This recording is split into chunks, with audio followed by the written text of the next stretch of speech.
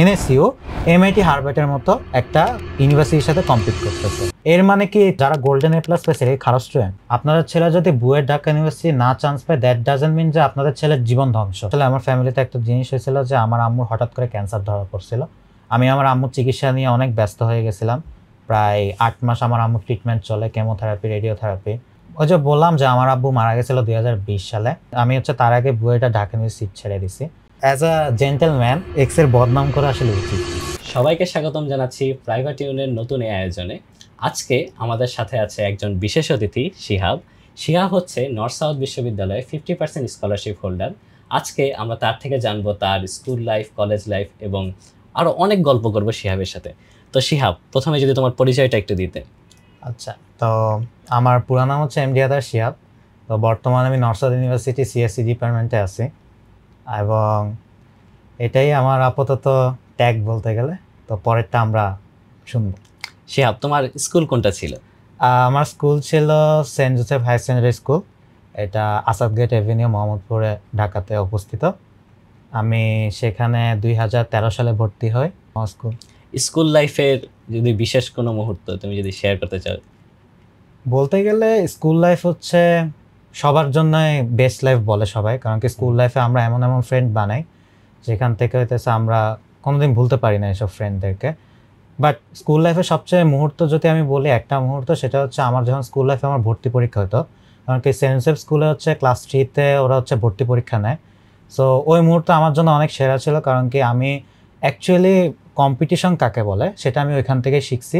এবং এতগুলা মানুষের, এতগুলো স্টুডেন্টের মধ্যে যে আমি কম্পিট করে এখানে চান্স পেয়েছি, এটা আমার জন্য সবচেয়ে বড় মুহূর্ত ছিল। তো তোমার কি ভালো রেজাল্ট করাটা বলা যায় সেই ক্লাস 3 থেকেই শুরু হয়ে গেছিল? হ্যাঁ, আমি আগে ছোটোবেলায় আসলে ওইভাবে নর্মালি ভালো স্টুডেন্টই ছিলাম, বাট একটা কম্পিটিশন যে একটা মানুষকে কতভাবে মোটিভেট করে সেটা আমি অ্যাকচুয়ালি ওইখানের যে পরীক্ষা ছিল সেখান থেকে আমি শিখতে পারছি। দেন ওইখান থেকে আস্তে ধীরে আমাদের শুধু যে ওই কম্পিটিশন যে ওরকম না, আমাদের সবচেয়ে বড় কম্পিটিশন হচ্ছে আমাদের ক্লাসের মধ্যে। দেখা যেত যে ক্লাসে আমাদের প্রায় ইংলিশ ভার্সন আমি ছিলাম। সো ইংলিশ ভার্সনে 60 জন স্টুডেন্ট ছিল। তো 60 জনে কিন্তু যেহেতু ভর্তি পরীক্ষা দিয়ে আসছে, এর মানে 60 জনই ট্যালেন্টেড। সো এই 60 জনের সাথেও কিন্তু আমাদের প্রত্যেক ক্লাস বাই ক্লাস কম্পিট করা লাগতো। এবং সেন্ট জোসেফের একটা সুবিধা ছিল যে ওরা হচ্ছে ফার্স্ট, সেকেন্ড, থার্ড করতো না, কারণ কি ওরা জানে যে সবাই ভালো। সো ওইভাবে হচ্ছে আমরা নিজেদের মধ্যে নিজেরা কম্পিটিশন করতাম, নতুন কিছু শিখতাম, অনেক এক্সট্রা কারিকুলাম অ্যাক্টিভিটিস করতাম, বাট আমাদের মধ্যে একটা বন্ডিং ছিল। এই জিনিসটা আমি জানতাম না, সেন্ট জোসেফে যে ফার্স্ট, সেকেন্ড, থার্ড এই জিনিসটা হয়তো অনেকেই জানতো না যে সেন্ট জোসেফে এই জিনিসটা করে।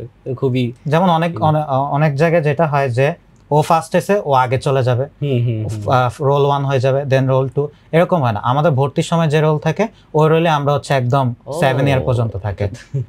ঠিক আছে, সো দেখা যায় যে আমাদের মধ্যে কোনো অহংকার বা ইগো থাকে না যে হ্যাঁ ও ফার্স্ট এসে মানে কি ও অনেক ভালো, এরকম না। আমাদের প্রত্যেকটা স্টুডেন্টকে সেন্ট জোসেফ ভালো সমানভাবে দেখে। তোমার কি তখনও বাসা মিরপুরেই ছিল? হ্যাঁ, আমার বাসা তখন মিরপুরে ছিল। তুমি মিরপুর থেকে এনডিসিতে কিভাবে গেল? মানে এইখানের কলেজগুলো বাদ দিয়ে এনডিসির প্রতি ঝোঁকটা কবে থেকে আসা শুরু করলো? আচ্ছা, এনডিসি হচ্ছে আমাদের সেন্ট জোসেফে তো একটা রীতি আছে যে সেন্ট জোসেফের স্টুডেন্ট যারা পড়বে তারা হচ্ছে এনডিসিতে পরে যাবে, এটা সবাই জানেন, নর্থ কলেজে সবাই পরে যাবে। তো আমারও ওইরকমই ইচ্ছা ছিল। সো ওইভাবে আমি নিজের সাথে প্রিপারেশন নিছি, নেওয়ার পর হচ্ছে এসএসসিতে ভালো করছি, দেন হচ্ছে নিজে পড়ছি, নিজে পড়ে দেন হচ্ছে আমি নর্থডেমে পরীক্ষা দিচ্ছি। নর্থডেমে ভর্তি পরীক্ষার এক্সপিরিয়েন্সটা কেমন ছিল এখান থেকে এত দূরের একটা কলেজে? নর্থডেমে ভর্তি পরীক্ষা বলতে গেলে হচ্ছে আমি খুব মোটিভেটেড ছিলাম, কারণ কি আমি জানি হচ্ছে আমি চান্স পাবো। সো এমন কোনো জিনিস নাই যে চান্স পাবো না, কারণ কি সেন্ট জোসেফ আমাকে ওইভাবেই গ্রো করাইছে। সো সেন্ট জোসেফের অবদান অনেক বেশি ছিল। সো সেন্ট জোসেফ আমাকে গ্রো করাইছে বলে আমার ওই কনফিডেন্টটা আছে যে আমি নর্থডেমেও চান্স পাবো। তো যখন আমি নর্থডেমে প্রথমে ঢুকে আমি অ্যাকচুয়ালি এতটা অবাক হয়েছি যে এতগুলো student from all over the country যারা হচ্ছে এসে কম্পিট করতেছে। তো ওইখান থেকে আমি বুঝছি যে না, আমি শুধু যে ঢাকা শহরের মধ্যে কম্পিট করতেছে এমন না, আমার সাথে পুরো বাংলাদেশের স্টুডেন্ট কম্পিট করতেছে। সো ওইটা একটা ভালো এক্সপিরিয়েন্স ছিল। পরীক্ষা অনেক ইজি ছিল, ঠিক আছে, কম্পিটিভলি আমার জন্য ইজি লাগছে, কারণ কি আমি যদি একটা জিনিস বেসিক পারি দেন হচ্ছে আমি ওইটার উপরে পরীক্ষা দিছি। সো এই আমি কোনো কোচিং কোনো কিচ্ছু করি নাই, জাস্ট বাসায় নিজের বেসিকটাকেই বারবার পড়ছি। তখন তোমার ফেভারিট সাবজেক্ট কি ছিল স্কুল থেকে কলেজে ওঠার সময়? স্কুল থেকে কলেজে ওঠার সময় ফেভারিট সাবজেক্ট আমার ম্যাথ ছিল। আমার আজীবন ফেভারিট সাবজেক্ট ম্যাথই থাকে। এখনো ম্যাথ?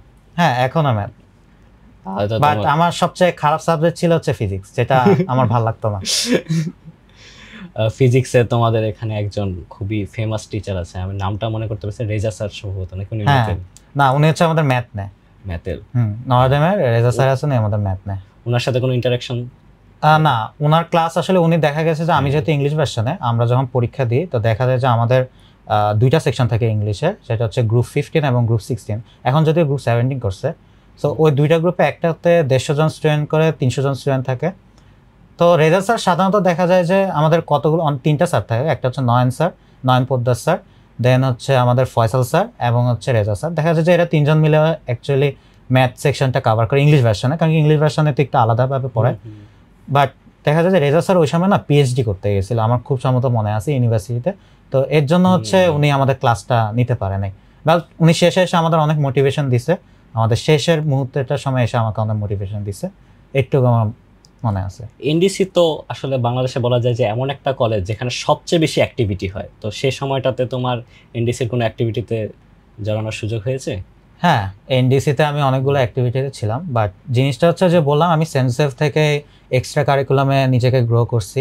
ফর এক্সাম্পল সেন্সেভে কিন্তু অনেকগুলো ক্লাব আছে, বলতে গেলে 20 থেকে 25টা ক্লাব আছে। সো দেখা যায় যে সবগুলোতেই আমি পার্টিসিপেট করতাম, ঠিক আছে। সবচেয়ে আমার ভালো লাগতো হচ্ছে ডিবেট করা, তো ডিবেটে আমি ছিলাম।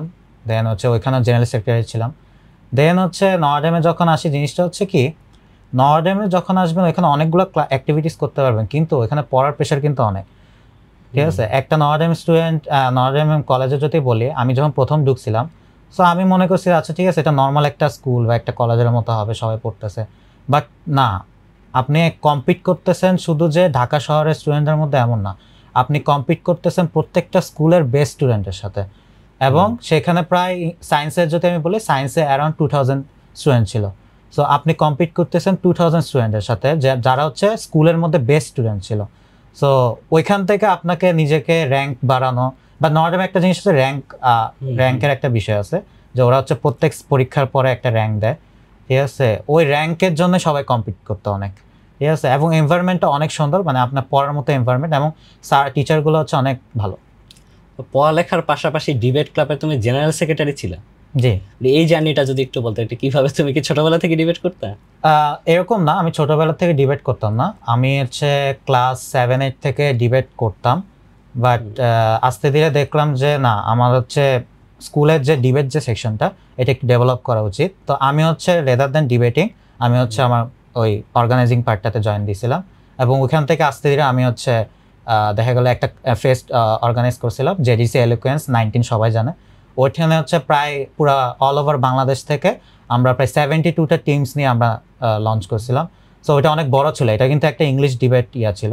সো ইংলিশ ডিবেটে 72 টিমস নিয়ে লঞ্চ করে, এটা কেউ করে নাই, ওইটা আমরা ফার্স্ট করছিলাম। এবং ওইখানে প্রায় আমাদের অনেক ওয়েল নন ফেস ছিল, 10 মিনিটস করে। তো এই এ পর্যায়ে মানে আমরা দেখতে পাচ্ছি যে শিহাবের কিন্তু ছোটবেলা থেকেই স্কুল এবং কলেজে একটা স্ট্রং বেসিক ছিল। তো সেই ইংরেজিতে ডিবেট করতো, তাহলে আপনারা বুঝতেই পারতেছেন তার ইংলিশের বেসিকটা কতটা স্ট্রং। তো এইগুলো নিয়েই তোমাকে কোশ্চেন করবো যে এগুলোর মাধ্যমে কি তুমি অ্যাডমিশন টেস্টে অ্যাডভান্টেজগুলো পাইছো বলে মনে হয়?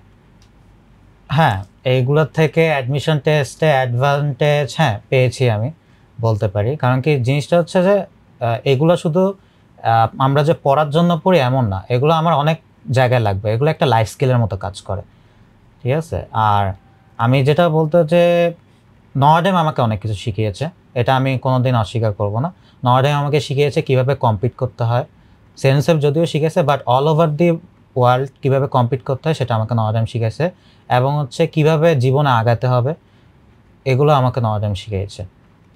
তারপর তোমার যদি কলেজ থেকে অ্যাডমিশনের ট্রানজিশনটা একটু আমাদের সাথে শেয়ার করতে। আমার কলেজ থেকে অ্যাডমিশনের এটা আমার জন্য একটু কষ্টের ছিল, কারণ কি আমার আব্বু যখন 2020 সালে ইন্তেকাল করছিল, ওইটা খুব সম্ভবত জুনে করছিল, এবং তখন আমি এসএসসি পরীক্ষাও দিই নাই। সো আমি হচ্ছে আমার আম্মুর বড় ছেলে বলতে গেলে, সো পরিবারের বড়, সো রেসপন্সিবিলিটিস ছিল। দেন হচ্ছে আমি যখন নয়াডেমে যাই, হয়তো আমি একটু নার্ভাস ফিল করছিলাম, বাট আমার টিচাররা আমাকে অনেক মানে হেল্প করছে এই জিনিসটাতে। দেন যখন আমি নয়াডেমে পরীক্ষা দিয়ে নয়াডেমে চান্স পাই, তো চান্সটা পাওয়ার পরে আমি যখন প্রথম যাই তখন আমি অ্যাকচুয়ালি সিক হয়ে গেছিলাম, কারণ কি মিরপুর থেকে নর্ডেম যাওয়াটা তখন মেট্রো রেল ছিল না। সো মিরপুর থেকে নর্ডেম যাওয়াটা আমার জন্য অনেক কষ্টের ছিল। সো দেন আস্তে ধীরে যেতে যেতে আমি 3 মাস প্রায় অসুস্থ ছিলাম। দেন আমি আমার র্যাঙ্কে অনেক পিছিয়ে চেয়েছিলাম। সো ওইখানে আমি অনেক ডিমোটিভেটেড, কারণ কি নর্ডেমে একটা জিনিস দেখবেন যেহেতু সবাই কম্পিট করতেছে, সো বলতে গেলে আপনি যদি একটা পরীক্ষাও কোনো মতে খারাপ হয় আপনি কিন্তু প্রায় 50 র্যাঙ্ক পিছিয়ে যাবেন। সো অনেক কম্পিটিশন হতো এখানে। দেন আস্তে ধীরে আমি নিজেকে বলছি যে না, আমাকে কামব্যাক দেওয়ার লাগবে। দেন আমি ফার্স্ট সেন্টআপে অনেক খারাপ করছি, বাট সেকেন্ড সেন্টআপে আমার র্যাঙ্ক বলতে গেলে অলমোস্ট 500-র কাছাকাছি চলে আসছে। সো নর্ডেমে 500-র কাছাকাছি মানে ও বুয়েটে পাওয়ার মতোই, চান্স পাওয়ার মতো স্টুডেন্ট, ঠিক আছে। কারণ বাংলাদেশের টপ 2000-এর মধ্যে যদি তুমি 500 প্লেস অ্যাচিভ করতে পারো তাহলে বুয়েটের 1000-এর ভিতর থাকাটা বলা যায় যে মোটামুটি কনফার্ম। তো তোমার তারপরেই কি বুয়েটের অ্যাডমিশনের জার্নিটাতেই যদি আমরা আসি, আচ্ছা বুয়েটের পরীক্ষাটা কেমন ছিল, বুয়েটের প্রিপারেশনটা কিভাবে নিয়েছিল? তো বুয়েটের এক্সামটা দেওয়ার জন্য আমাকে অ্যাকচুয়ালি মোটিভেট করছে আমার ফ্যামিলির থেকে একটা মোটিভেশন আসছিল যে বুয়েটে এক্সাম দেওয়া লাগবে।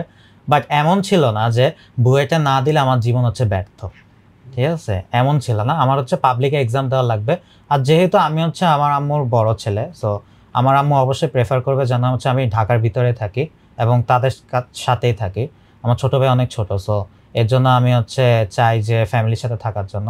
সো আমার সাথে অপশন ছিল অ্যাকচুয়ালি বলতে গেলে দুইটাই, একটা বুয়েট ছিল, একটা ঢাকা ইউনিভার্সিটি ছিল। এর বাদে আমার আসলে কোনো অপশন ছিল না। বাট আরেকটা জিনিস যেটা ছিল যে আমাদের সেন্ট জোসেফ এবং নর্ডেমে অ্যালুমনি অনেক স্ট্রং ছিল। সো ওইখানে যারা বড় ভাইরা ছিল তারা আমাকে রিকমেন্ড করছিল যে rather than studying in Bangladesh I should study abroad, because দেখা যাইতেছে অনেক কিছু ম্যাটার করে। তো এর জন্য আমার ইচ্ছা ছিল আমি বাইরের দেশে অ্যাপ্লাই করব। সো এর জন্য আমি বাইরের দেশে কি জানি বলে পরীক্ষা দিয়েছিলাম ক্যানাডায়। পরীক্ষা দিয়েছিলাম বলতে অ্যাপ্লিকেশন করছিলাম আর কি। তো অ্যাপ্লিকেশনে 3টা জায়গায় অ্যাপ্লিকেশন করছিলাম, university of British Columbia, university of Calgary এবং ইয়র্ক ইউনিভার্সিটিতে। এবং 3টার থেকে আলহামদুলিল্লাহ আমার অফার লেটার আসছে। বাট জিনিসটা যেহেতু আমার আব্বু রিসেন্টলি ইন্তেকাল করছে এবং ফ্যামিলি ফিনান্সিয়াল কন্ডিশন সব কিছু হিসাব করলাম, তো করার পর চিন্তা করলাম যে না, আমার স্কলারশিপ ছাড়া আমি আসলে বাইরের দেশে মুভ করতে পারবো না। সো তখন আমার বাইরের দেশে স্কলারশিপটা খুব প্রয়োজন ছিল। সো আমি 3টাতেই স্কলারশিপের জন্য অ্যাপ্লাই করি। But university of British Columbia অনেক এক্সপেন্সিভ ছিল, সো স্কলারশিপ ওরকম দিত না, পার ইয়ারে একজনকে দিত। দেন ইউনিভার্সিটি অফ ক্যালগারি আমাকে স্কলারশিপ দিছে 60%, এবং ইয়র্ক ইউনিভার্সিটি থেকে আমি কোনো স্কলারশিপ বা কোনো রেসপন্স পাইনি পরে। সো ইউনিভার্সিটি অফ ক্যালগারি থেকে যখন স্কলারশিপ পাইছি তো আমার ইচ্ছা ছিল যে আচ্ছা তাহলে ইউনিভার্সিটি অফ ক্যালগারির জন্যই মুভ করি, কারণ 60% স্কলারশিপ মানে অলমোস্ট অনেক কম টাকায় আমাকে পড়তে পারবো, এবং টপ নচ ইউনিভার্সিটি, টপ 50-তে আছে এমন ইউনিভার্সিটি। আর তার মধ্যে আমার একটা প্যাশন আমি সিএসসি নিয়ে পড়বো। আমি অ্যাকচুয়ালি কলেজ থেকে কোডিংয়ে একটু করতেছিলাম। সো আইসিটি স্যার আমার খুব মনে আছে যে আমাদের আইসিটি স্যার আমাদের অনেক মোটিভেট করতো এই জিনিসটা করার জন্য।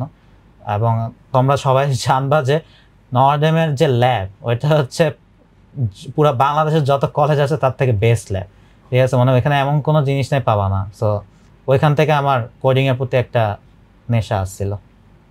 তো এই টাইম ফ্রেমটা আসলে কখন, মানে তোমার অ্যাডমিশনের কোন সময়টাতে কিছু কি অ্যাডমিশন দিয়ে দিছো তারপরে? আচ্ছা, টাইম ফ্রেমটা যে আমি অ্যাপ্লিকেশন করছি আমার বুয়েট এবং ঢাকা ইউনিভার্সিটি এক্সামের আগে অ্যাপ্লিকেশন করছি। দেন আমি বুয়েট এবং ঢাকা ইউনিভার্সিটি পরীক্ষা দিয়েছিলাম। দেন এই যে বললাম আমার বুয়েটে আসছে। তো বুয়েটে আসার পর এরপরে আমি চিন্তা করলাম যে এখন কি করব, এখন কোন লাইনে যাব। বাট দেখলাম যে এক সপ্তাহ পরে, বুয়েটের রেজাল্টের এক সপ্তাহ পরে আমার 3টা ইউনিভার্সিটি থেকে রেসপন্স আছে, অফার লেটার, এবং তার এক সপ্তাহ পরে আমার স্কলারশিপের রেসপন্স চলে আসছে।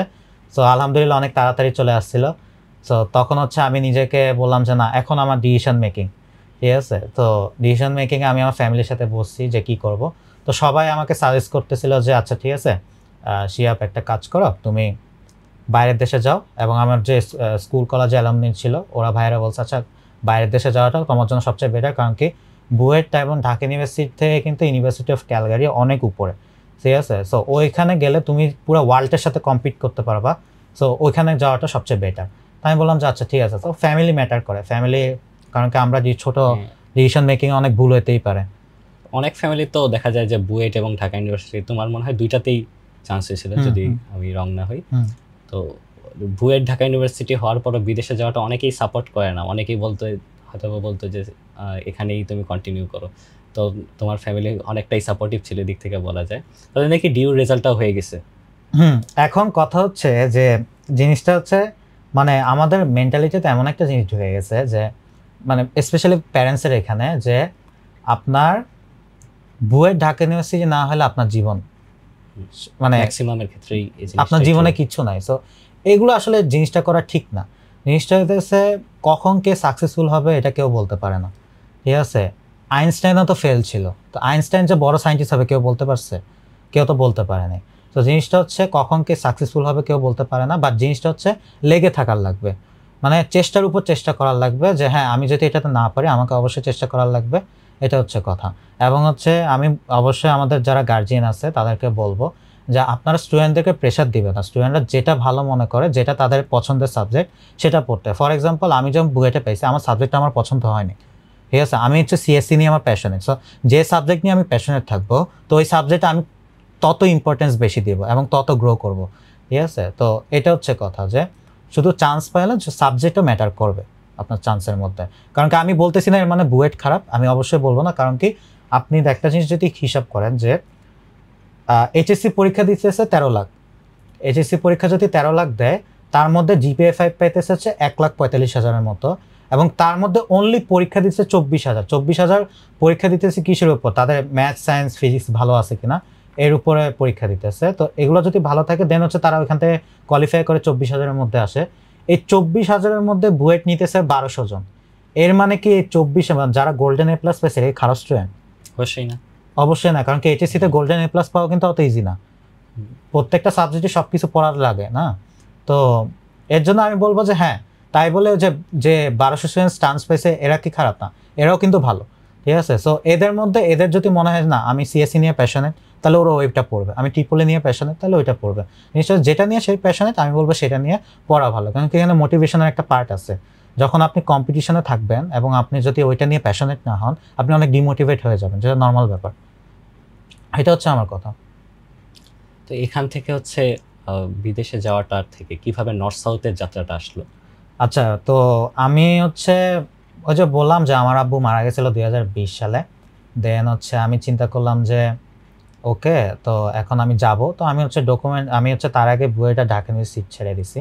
ছাড়ার পর হচ্ছে আমি বাইরের ইউনিভার্সিটির জন্য অ্যাপ্লাই করতেছি, ডকুমেন্ট রেডি করতেছি। অনেক ডকুমেন্ট রেডি করার লাগে, আমার পাসপোর্ট রেডি ছিল আগের থেকে, বাট যখন ডকুমেন্ট আমি রেডি করতেছিলাম তো সাডেনলি আসলে আমার ফ্যামিলিতে একটা জিনিস হয়েছিল যে আমার আম্মুর হঠাৎ করে ক্যান্সার ধরা পড়ছিল। সো এবং আমি আল্লাহর কাছে শুকরিয়া আদায় করি যে জিনিসটা হচ্ছে ইনিশিয়াল স্টেজে ধরা পড়ছিল, সো এটার চিকিৎসা ছিল বাংলাদেশে। সো এর জন্য হচ্ছে আমি হচ্ছে পরে কি করলাম যে আমি চিন্তা করলাম যে আচ্ছা না, কি জানি বলে আমাকে আমার আম্মুকে দেখার লাগবে, কারণ কি আমি আমার বড় ছেলে, আমার একটা রেসপন্সিবিলিটি আছে। সো দ্যাটস ওয়াই হচ্ছে আমি আমার ক্যারিয়ার চুজ করে নেই, ফ্যামিলি চুজ করছি ক্যারিয়ারের উপর। তো এর জন্য আসলে আমার হচ্ছে বলতে গেলে বুয়েট তো ঢাকা ইউনিভার্সিটি আমি আগেই ছেড়ে দিছি, দেন হচ্ছে আমার বাইরের দেশে যাওয়া হয় নাই। সো মাঝখান দিয়ে প্রায় বলতে গেলে আমি অনেক ডিমোটিভেটেড ছিলাম। প্রথম কথা হচ্ছে এক হচ্ছে আমি আমি মানে এত পরিশ্রম দেওয়ার পরেও আমি হচ্ছে বুয়েট ঢাকা ইউনিভার্সিটি বা বলতে গেলে বাইরের ইউনিভার্সিটি যে ক্যান্সেল করছি এটা আমার কাছে এতই খারাপ লাগতেছে। দেন হচ্ছে এটা আসলে বলা যায় না, জিনিসটা এখনও আমার কাছে খারাপ লাগে মাঝে মাঝে শুনলে যে কেন আমি ছাড়ছিলাম সিট এটার জন্য। বাট ওইখান থেকে আসলে পরে যেটা হয় যে আমি আমার আম্মুর চিকিৎসা নিয়ে অনেক ব্যস্ত হয়ে গেছিলাম। প্রায় 8 মাস আমার আম্মুর ট্রিটমেন্ট চলে, কেমোথেরাপি, রেডিওথেরাপি। দেন এগুলো চলতে চলতে আমিও মাঝখান দিয়ে অনেক ডিমোটিভেটেড ছিলাম, ডিপ্রেশনে ছিলাম যে আমি আমার লাইফ নিয়ে এখন কী করব। এত বড় বড় দুইটা ভালো ইনস্টিটিউশন ছেড়ে আমি মানে বুয়েট ঢাকা ইউনিভার্সিটি এবং বাইরের দেশের মতো একটা ইনস্টিটিউশন ছেড়ে আমি কী করবো বাংলাদেশে, ঠিক আছে। সো ওই ডিমোটিভেট থেকে আসলে একটা জিনিস আমাকে মোটিভেট করছে যে লাইফে কখনকার কী হবে কেউ বলতে পারে না, ঠিক আছে। আমি যখন হসপিটালে ছিলাম তখন আমার একদম স্পষ্ট মনে আছে, যেহেতু আমার আম্মু কেমোথেরাপির জন্য হসপিটালে ভর্তি থাকার লাগতো, একটা ছেলে আমার মতো বয়সে, ওরও ক্যান্সার হয়েছিল। সো ও যখন ক্যান্সার হয়েছে তখন ওর পরে আমি বাইরে আসছিলাম কি একটা কাজে, তখন ওর বাবার সাথে কথা হইতেছিল। ওর বাবা কিন্তু এমন না যে বড়লোক, ওনার বাবা হচ্ছে একজন রিক্সাওয়ালা। সো ওর বাবা সেখানে আইসা সেখানে আমার কাছ থেকে পরামর্শ চাইতেছিল, কারণ কি আমার আম্মু ক্যান্সার হয়েছে, কীভাবে সবগুলো স্টেপ করছি। তো দেখো ওইখানে একটা প্রাইভেট হসপিটালের মতো জায়গায় একটা রিক্সাওয়ালা যখন তার ছেলেকে ভর্তি করাইছে চিকিৎসার জন্য, তাহলে ওই রিক্সাওয়ালার কাছে কি আসলে কি অ্যাফোর্ড করতে পারবে সে প্রাইভেট একটা হসপিটালে ভর্তি জানে তার ছেলের চিকিৎসা? অবশ্যই পারবে না। বাট করাইছে কেন? করাইছে হচ্ছে তার ছেলে স্টেজ 4-এ। যখন সে অনেক সরকারি হসপিটালে গেছে তখন ওরা বলছে না আপনার ছেলের কোনো চিকিৎসা হবে না। কিন্তু কোনো বাবা মা কি চায় তার ছেলে মারা যাক এত তাড়াতাড়ি? কোনো বাবা মাই চায় না। বাট সে যখন গেছে কিসের জন্য, ওই ছেলেটা কিসের জন্য হসপিটালে? নিজের জীবনটা বাঁচানোর জন্য। আর সেখানে আমি কি চিন্তা করতেছি যে আমি বুয়ের ঢাকা নিয়ে ছেড়ে দিছি, এর মানে আমার জীবন ব্যর্থ, আমি জীবনে মুভ অন করতে পারবো না। ঠিক আছে, বাট ওগুলো আমি চিন্তা করি নাই যে আচ্ছা ঠিক আছে তাহলে এখন কি, মানে আমি চিন্তা করি নাই যে আচ্ছা আমি কি মানে রাইট পথে আছি কিনা। তো ওইখান থেকে বলতে গেলে আমার হচ্ছে মোটিভেশন কাজ করে যে না, যে মানুষের লাইফ হচ্ছে সবচেয়ে বড় জিনিস। ঠিক আছে, অন্য কিছু আস্তে আস্তে আসবে, তুমি কষ্ট করবা আসবে। ঠিক আছে, তুমি কষ্ট করে যেমন জিপিএ 5 পেয়েছো, তুমি কষ্ট করেও কিন্তু দেখা যাবে যে আবার বাইরে ইউনিভার্সিটি ট্রাই করতে পারবা। তো ওইখান থেকে বলতে গেলে একটা মোটিভেশন আসছিল যে আচ্ছা না, আমাকে এখন নিজেকে মোটিভেট করা লাগবে, আমার ফ্যামিলি হাল ধরা লাগবে। আমি ডিমোটিভেটেড হয়ে গেলে আমার ফ্যামিলি অবশ্যই ডিমোটিভেটেড, অবশ্যই কষ্টে থাকবে। সো এর জন্য আমি পরে মুভ অন করলাম, না এবার আমার কিছু করার লাগবে। দেন আমার আম্মুর আলহামদুলিল্লাহ, আমার আম্মু এখন সুস্থ হয়ে গেছে, আমি আল্লাহর কাছে শুকরিয়া আদায় করি। দেন আমার আম্মু সুস্থ হয়ে যাওয়ার পর আম্মু আমাকে বলতেছে এখন কি করবা। তা আমি বললাম যে না, আম্মু পরে আমরা বললো আর কি যে বাইরের দেশে চেষ্টা করবা কিনা। আমি বললাম যে না আম্মু, এখন বাইরের দেশে না, আমি বাংলাদেশে চেষ্টা করি। এখন কথা হচ্ছে আমি কেন এই জিনিসটা বলছি, ওই যে বললাম যে 1,45,000 জন যদি জিপিএ 5 পায়, তার মধ্যে যদি 1200 জন বুয়েটে পড়ে, তাহলে আর স্টুডেন্ট কি করবে? এর মানে কি পুরো বাংলাদেশ কি 1200 স্টুডেন্টের উপর ডিপেন্ডেন্ট? ঠিক আছে, আরও তো স্টুডেন্ট আছে, ঠিক না? তো আমি পড়েছি ধরো না, আরও অনেক ভালো ইউনিভার্সিটি আছে। সো আমাকে ট্রাই করা উচিত। এখন পাবলিক তো আমার এখন আর হবে না। তো আমি পরে চিন্তা করলাম যে আচ্ছা ঠিক আছে, তাহলে আমি আর কি অপশন আছে। তো আমি দেখলাম নর্থ সাউথ অপশন আছে। তো পরে আমি নর্থ সাউথে পরীক্ষা দিলাম। এটা ছিল আমার বলতে গেলে বাইরে ইউনিভার্সিটি থেকে নর্থ সাউথের একটা ট্রানজেকশন। এই ট্রানজিশন পিরিয়ডটার ভিতরে খালি যে আমরা যারা শুনতেছি তাদের না, আমারও মনে হয় ওর লাইফের একটা ইম্পর্টেন্ট ফেজ, একটা ইম্পর্টেন্ট চেঞ্জ এই টাইমটাতে হয়েছে। আসলে আমরা অনেক সময় ছোট ছোট অ্যাচিভমেন্টগুলোকে অনেক বড় করে দেখি, তো এর বাইরেও যে আসলে অনেক কিছু হয়, অনেক কিছু হতে পারে, কত কিছুতে আমরা লাকি, এই জিনিসটা আমরা ফিল করি না। আমরা ওর এই স্টোরিটা থেকে একটু হলেও অনুভব করতে পারবো যে আমরা কত ছোট ছোট বিষয় নিয়ে বেশি কনসার্ন থাকি, কিন্তু এর থেকেও অনেক বড় জিনিস আছে যেগুলো নিয়ে আমাদের কনসার্ন হওয়া উচিত। তো তোমার তো আগে থেকেই মোটামুটি প্রিপারেশন ভালো ছিল। নর্থ সাউথের পরীক্ষাটা তোমার জন্য হয়তোবা খুব বেশি কঠিন না, তারপরে তুমি সেই সময়টাতে কিভাবে প্রিপারেশনটা নিয়েছিলে? আচ্ছা, তো নর্থ সাউথের যে পরীক্ষাটা, ওইটা ফরম্যাট আমি জানতাম না। ওইটা ফরম্যাট হচ্ছে আমি পরে জানছিলাম একটা ওয়েবসাইটে ঘাইটে ঘাইটে, পরে আমি ফরম্যাট জানছি। তো ফরম্যাটটা জানার পর দেখলাম যে না, জিনিসটা হচ্ছে মোটামুটি ইজি আছে। এখন ওইটা আমার কাছে তখন কেন ইজি লাগছিল, কারণ কি আমি নর্ডেমে ফার্স্ট ইয়ার থেকে হচ্ছে টিউশনি করাতাম, মানে পড়াইতে যেতাম। তো তখন যখন আমি পড়াতাম তো দেখা গেল ওইটাই আমি পড়াইতেছি বারবার। তো দেখলাম যে না, নর্থ সাউথে তো এইসব জিনিসই আসতেছে পড়ানোর উপর, আমি নিজেই পড়াইতেছি, তা আমি কেন পারবো না? ইংলিশ মিডিয়াম থেকে আসাটা কি অ্যাডভান্টেজ হয়েছিল? হ্যাঁ, ইংলিশ ভার্সন থেকে পড়াটা আমার জন্য অ্যাডভান্টেজ ছিল, কারণ কি অনেক জায়গাতে অ্যাডভান্টেজ লাগে। ঠিক আছে, কারণ কি আপনি নর্থ সাউথের মতো পরীক্ষায় সব কিছু দেখা যায় ইংলিশে, কোশ্চেনটা ইংলিশে হইতেছে। সো হ্যাঁ, ইংলিশ থেকে পড়াটা অ্যাডভান্টেজ ছিল। এটা আমি নর্থ সাউথের ভিতরে খেয়াল করলাম যে ইংলিশ থেকে পড়াটা অনেক বড় অ্যাডভান্টেজ ছিল। হ্যাঁ, যেহেতু নর্থ সাউথের কোশ্চেনটা কিন্তু শুধুমাত্র ইংলিশ অ্যান্ড হচ্ছে অ্যানালিটিক্যাল এবিলিটি বা ম্যাথ যেটাই বলি এটার উপর হয়, তো যাদের ইংলিশের বেসিকটা অনেক স্ট্রং তারা কিন্তু এই পরীক্ষায় একটা ভালোই অ্যাডভান্টেজ পায় বলা যায়। তো এখন যদি তোমার কাছে কোশ্চেন করি যে তুমি এখন নর্থ সাউথে আছো, একটা 50% স্কলারশিপও হোল্ড করতেছো, তোমার এখন নর্থ সাউথে আসা নিয়ে কোনো রিগ্রেট আছে কিনা? নর্থ সাউথে আসা নিয়ে আমার কোনো রিগ্রেট নাই, কারণ কি নর্থ সাউথ কিন্তু এখন অনেক ডেভেলপড। আমি যখন নর্থ সাউথে আসছিলাম, তো আসার পর আমি অনেক জায়গা থেকে শুনলাম যে নর্থ সাউথ বলে এখন বিভিন্ন কম্পিটিশনে বুয়েট, ঢাকা ইউনিভার্সিটির মতো টপ টপ ট্যালেন্টদেরকে হারাই দিতেছে। এটা সম্ভব হইতেছে নর্থ সাউথের স্টুডেন্টরা, কারণ কি টিচাররা কি করতেছে, নর্থ সাউথের টিচাররা কিন্তু স্টুডেন্টদেরকে গ্রো করাচ্ছে, ঠিক আছে? যারা ট্যালেন্টেড না তাদেরকে ট্যালেন্টেড করতেছে।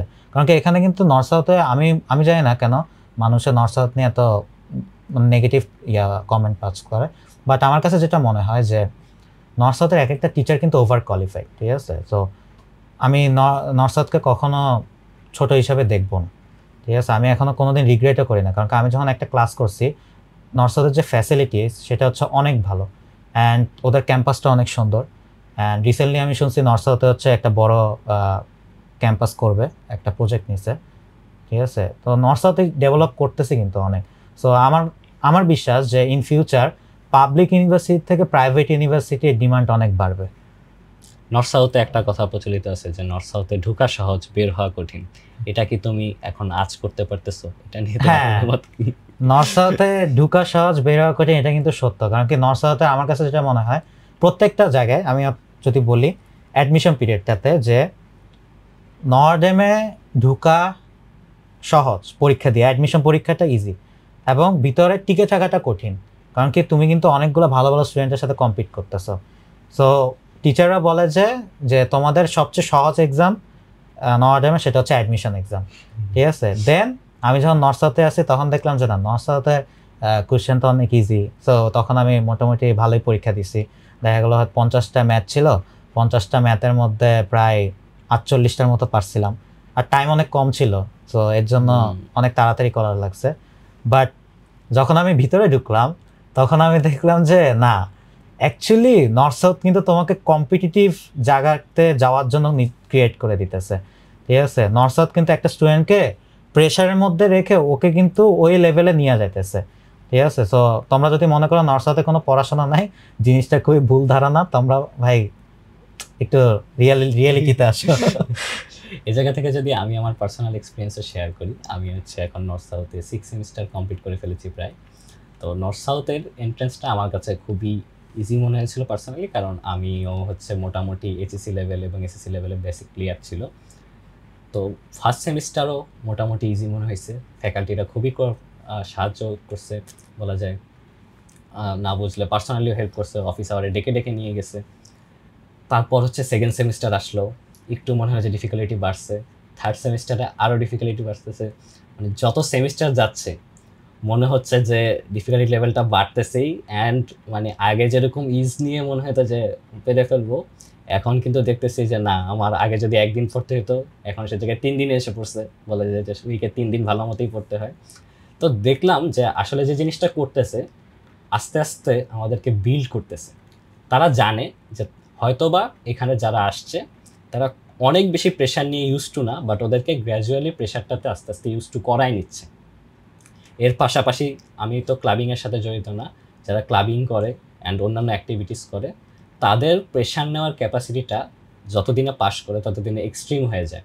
আমাদের যে কি বলে কৈশোর সময় একটা কি বলে তেজি তেজি ভাব থাকে না, সেটা থেকে আস্তে আস্তে আমাদেরকে যে একটু ঠান্ডা মাথার ভাবুক, চিন্তা ভাবনা করে কাজ করে, এফোর্ট দিয়ে কাজ করে, এই মানুষ বানানোর প্রসেসটা আসলে এই 4 বছরেই হয়। আচ্ছা, আমি হচ্ছে জাওয়াদ ভাইয়ের সাথে একটা জিনিস অ্যাড করি, যেটা হইতেছে জাওয়াদ ভাই বলছে যে নর্থ সাউথের ফ্যাকাল্টিরা অনেক হেল্পফুল।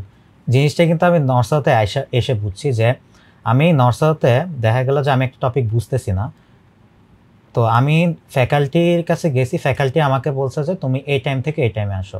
আমি ওই টাইমে গেছি, ট্রাস্ট মি, পুরো ফ্যাকাল্টি যখন সে 1.5 ঘন্টা ক্লাস নিছে, ওই ফ্যাকাল্টি আমাকে 1 ঘন্টা আমাকে অফিসে টাইম দিছে, ঠিক আছে? তো আমাকে যখন সে 1 ঘন্টা টাইম দিতেছে, তাহলে বুঝেন ও কতটা ফ্রেন্ডলি। আমরা কিন্তু এটা সাধারণত পাবলিক ইউনিভার্সিটি দেখি না, যে স্টুডেন্টরা মানে ক্লাস করানোর পরেও স্টুডেন্টদেরকে এক্সট্রা টাইম দিতেছে টিচাররা। এই জায়গায় যদি আমিও একটা ফ্যাসিলিটির কথা বলি, নর্থ সাউথে প্রত্যেকটা ইনস্ট্রাক্টরের কোর্সের যে টাইম থাকে, আমাদের এখানে হচ্ছে জোড়ায় জোড়ায় টাইম হয়। তো যে জোড়াতে টাইম, সম্ভবত আমার যদি সপ্তাহে 2 দিন ক্লাস থাকে, ওই 2 দিন ওই কোর্সের জন্য ওই ফ্যাকাল্টির স্পেশালি অফিস আওয়ার থাকে, যে এ সময় ফ্যাকাল্টি হচ্ছে বসে থাকবে আমাদের জন্য, আমরা যদি কোনো প্রবলেম নিয়ে যাই সেটা সলভ করবে। এটার পাশাপাশি একজন টিএ অ্যাসাইন করা হয়, টিচার অ্যাসিস্ট্যান্ট, টিচিং অ্যাসিস্ট্যান্ট, সেও তার একটা ফিক্সড অফিস আওয়ার থাকে, যদি আমাদের কোনো কোয়ারিজ থাকে আমরা যেন সে অফিস আওয়ারে যাই। তার উপর যদি কোনো ল্যাব থাকে, এই ল্যাবের ইনস্ট্রাক্টর থাকে এবং ল্যাবের ইনস্ট্রাক্টরেরও একটা অফিস আওয়ার থাকে, যদি আমাদের কোনো কোয়ারিজ আসে তাহলে যেন আমরা সলভ করতে পারি। এত ফেজে আমাদেরকে ফ্যাসিলিটি দেওয়া হয়। মানে আমরা যদি এসএসসি লেভেল থেকে এইচএসসি লেভেল থেকে একটা ট্রানজিশন বলি, যে আমরা তো টিউশন করে ইউজ টু না, যে আমাদের তো এক্সট্রা করে পড়তে হয়। তো নর্থ সাউথ আমাদেরকে এমন একটা ফিল দেওয়ার চেষ্টা করে যে তোমার টিউশন লাগবে, তুমি আবার নর্থ সাউথে আসো, তুমি অফিস আওয়ারে আসো, তো এখান থেকে তুমি এই ফ্যাসিলিটিসটা পাবা। ওইটাই যে আবার আমার ফ্যাকাল্টির কাছে তুমি টিউশন করতেছো, আবার প্রাইভেট টিউশন, মানে বুঝছো তুমি ফ্যাকাল্টিকে ওই টাকাটা দিয়ে করতেছো। হ্যাঁ, আর আরেকটা জিনিস হচ্ছে পড়াশোনা, ট্রাস্ট মি, ওদের স্টাডি হল, ওদের লাইব্রেরি হচ্ছে বেস্ট আমার মনে হয় পুরো বাংলাদেশ ইউনিভার্সিটির মধ্যে। কেন বলতেছি, তুমি গ্রুপ স্টাডি করবা, তোমার জন্য একটা গ্রুপ স্টাডি হল করে দেওয়া হয়েছে। তুমি নিজে পড়বা, তুমি কয়েকজনে পড়বা, তোমার কয়েকজনে যাওয়ার জন্য একটা হল করে দেওয়া হয়েছে। দেন লাইব্রেরি, 5 তলা লাইব্রেরি, মানে বুঝো যে প্রত্যেকটা সেক্টর, ইভেন ফোর্বসেরও নিউজ পেপার পাওয়া যায় মনে হয়। লাইব্রেরি থেকে বই নেওয়ার এক্সপিরিয়েন্সটা আমার কম, কিন্তু আমার সবচেয়ে বেশি যে জিনিসটা ভালো লাগে যে যেটা হচ্ছে সাইলেন্ট জোন বা কোয়াইট জোন, সেখানে ল্যাপটপ চার্জ দেওয়ার জন্য চার্জারের জায়গা আছে। মানে ল্যাপটপ প্লাস ফোন আমি চার্জার লাগায় পড়তে পারি। আমি যদি সারাদিন এখানে বসে পড়তে চাই আমার হচ্ছে নাড়াও লাগে না। হ্যাঁ, সারাদিন পড়া যায়। তো এর মানে হচ্ছে তুমি হচ্ছে শুধু কেউ যদি বাইরের থেকে আসো, আমি বলবো যে তুমি শুধু এক রাত থাকার জন্য একটা বেড রেখে সারাদিনই নর্সাতে থাকতে পারবা। আচ্ছা, এখন হচ্ছে একটু একটা কন্ট্রোভার্সিয়াল প্রশ্নে আসি। তোমার ক্লাসে একজন স্টুডেন্ট প্রশ্ন করেছিল যে বুয়েট ভালো না নর্থ সাউথ ভালো, তুমি সেখানে কি বলছিলে? আমি বলছিলাম নর্থ সাউথ ইউনিভার্সিটি ভালো। এটা কেন বলছিলাম? আচ্ছা, এখন কথা হচ্ছে বুয়েট ভালো না নর্থ সাউথ ভালো, এটা আমি কেন বলছিলাম নর্থ সাউথ ভালো, সেটা হচ্ছে আমাদের ভিসিতে, আমাদের যে ভিসি আছে নর্থ সাউথের এখন, স্যার হান্নান স্যার, ওনার ভিশন কিন্তু ছোট না, ওনার ভিশন কিন্তু অনেক বড়। সো উনি আমাদেরকে যেভাবে মোটিভেট করছে যে আমরা কম্পিট করতেছি উইথ এমআইটি অ্যান্ড হার্ভার্ডের মতো ইউনিভার্সিটির সাথে। সো উনি যখন এমআইটি এবং হার্ভার্ডের সাথে কম্পিট করতেছে নর্থ সাউথ, দ্যাট মিনস যে এমআইটি হার্ভার্ডের সাথে কিন্তু বুয়েট দাঁড়াতে পারে না, ঠিক আছে? তো এর মানে কি, যে নর্থ সাউথকে সে এমআইটি হার্ভার্ডের মতো উপরে নিয়ে গেছে, ঠিক আছে? সো ওর জন্য বললাম যে যখন তুমি বুয়েট নর্থ সাউথ বলছো, এর জন্য আমি বললাম যে আমাদের ভিসির যে পরিকল্পনা সেটা আমাদেরও পরিকল্পনা, ঠিক আছে? আমরাও চাই আমাদের ইউনিভার্সিটি কি ওই টপে থাকুক, এবং আমাদের স্টুডেন্টরা কিন্তু ওইটা প্রুফ করতেছে বিভিন্ন কম্পিটিশনে। আমাদের বিভিন্ন যে সিএসসি যেসব কম্পিটিশন হচ্ছে, হ্যাকাথন হইতেছে, দেন হচ্ছে আরও কি কম্পিটিটিভ প্রোগ্রামিং হইতেছে, সবগুলোতে কিন্তু আমাদের এনএসইউ স্টুডেন্ট অনেক ভালো করতেছে। সো দেখা যায় যে যখন আমরা ওইভাবে পরিকল্পনা করতেছি যে আমাদের এনএসইউ এমআইটি হার্ভার্ডের মতো একটা ইউনিভার্সিটির সাথে কম্পিট করতেছে। সো এর জন্য আমি বলছি যে নর্থ সাউথ বেটার, কারণ কি আমাদের এমআইটি হার্ভার্ডের র্যাঙ্কটা অনেক উপরে না বুয়েটের। আর আরেকটা জিনিস হচ্ছে যে যদিও জিনিসটা যে অ্যাজ আ জেন্টেলম্যান এক্সের বদনাম করা আসলে উচিত না। হ্যাঁ, আসলেই তো। আর আসলে তাহলে কি তুমি কি ইউনিভার্সিটি অফ ক্যালকাটা নিয়ে সেম কথাটাই বলবা? আসলে এক্সের কথা যেহেতু বলেই ফেল। হ্যাঁ, অবশ্যই বলবো। তো অনেক অনেক ধন্যবাদ শিহাব, তোমার সাথে একটা খুবই সুন্দর সময় কাটলো, এবং তোমার যে ভিশনটা এটা আমাকেও খুব ইন্সপায়ার করছে। আশা করি তুমি তোমার ফিউচার লাইফে অনেক বেশি শাইন করবা, এবং তোমার জন্য সে নর্থ সাউথ লাইফটা খুবই সুন্দর হবে। আচ্ছা, একটা জিনিস যদি আমি অ্যাড করি, জিনিসটা হচ্ছে এরকম যে আমি আসলে গার্জিয়ানদেরকে বা হচ্ছে অন্যদেরকে বলবো যে আপনার ছেলে আপনাদের কাছে অনেক প্রিয়, সেটা আমি মানি। আপনিও চান যে আচ্ছা আমার ছেলেরা আমার থেকে ভালো একটা কিছু করবে। সো আমি যেটা বলবো যে আপনারা আপনাদের ছেলেকে মোটিভেট করেন, আমি বলবো মোটিভেট করেন। আপনাদের ছেলে যদি বুয়েট ঢাকা ইউনিভার্সিটি না চান্স পায়, দ্যাট ডাজন্ট মিন যে আপনাদের ছেলের জীবন ধ্বংস। দেখা যাবে যে আপনাদের ছেলেরা অন্য কিছু করতে পারবে, ঠিক আছে? এখন তো আসলে আমাদের অনলাইনের ডিজিটাল যুগ, সো আমাদের দেখা যায় যে অনেক কিছু করা যায়। সো ওর যেটা প্যাশনেট আপনি সেটা দিয়ে করেন, যেন রাইট পথে থাকে। অ্যান্ড হচ্ছে আমি বলবো যে নর্থ সাউথ ব্র্যাক এর মতো যদি আপনারা বলেন যে এরা কি ভালো ইনস্টিটিউশন, এরা কিন্তু অনেক ভালো ইনস্টিটিউশন, এদের ফ্যাসিলিটিস অনেক ভালো। ঠিক আছে। যদি আপনারা মনে করেন যে না টাকা দিলে আমার টাকাটা নষ্ট হচ্ছে, আমি বলবো যে না, নর্থ সাউথে টাকা দিলে আপনার টাকা কোনো নষ্ট হবে না, উল্টা আপনার ছেলে আরো হচ্ছে ডেভেলপ করবে নিজেকে, এবং ডেভেলপ করে দেখা যাবে আপনার ছেলে হয়তো বুয়েটে থাকলে যেটা হয়তো তার থেকে নর্থ সাউথে থেকে আরো বেশি ভালো করতেছে। ঠিক আছে, তো আমি এটা হচ্ছে অ্যাড করব। আর এটা হচ্ছে কথা যে আর আমাদের অবশ্যই আমি তো পড়াইতেছি, ম্যাথ ইনস্ট্রাক্টর আছি প্রাইভেট ইউনে। সো আপনাদের ছেলে যদি নর্থ সাউথে ব্র্যাকে কোনো সমস্যা হয়, আমি তো আছি, ম্যাথ পড়াইতেছি তো, ঠিক আছে। আপনাদের ছেলেকে স্কলারশিপ পেয়ে দেওয়ার দায়িত্ব আমার, ঠিক আছে। এই দায়িত্বটা কি আমার, ঠিক আছে। আমি স্কলারশিপ পাইছি, আমিও চাবো যে আমার ছোট ভাইরাও কি নর্থ সাউথে স্কলারশিপ পাক, ঠিক আছে। এটা আমি অ্যাড করতে চাচ্ছি। শিহাবের এই ভিশনটাকে আমরা সবাই অনেক অনেক বেশি সাধুবাদ জানাই এবং শিহাবের জন্য শুভকামনা জানিয়ে আমাদের আজকের এপিসোডটি আমরা এখানেই শেষ করছি। সবাইকে অসংখ্য ধন্যবাদ। আবারও হাজির হবো আপনাদের মাঝে এরকমই কোনো একটা আয়োজন নিয়ে। সবাইকে আল্লাহ হাফেজ।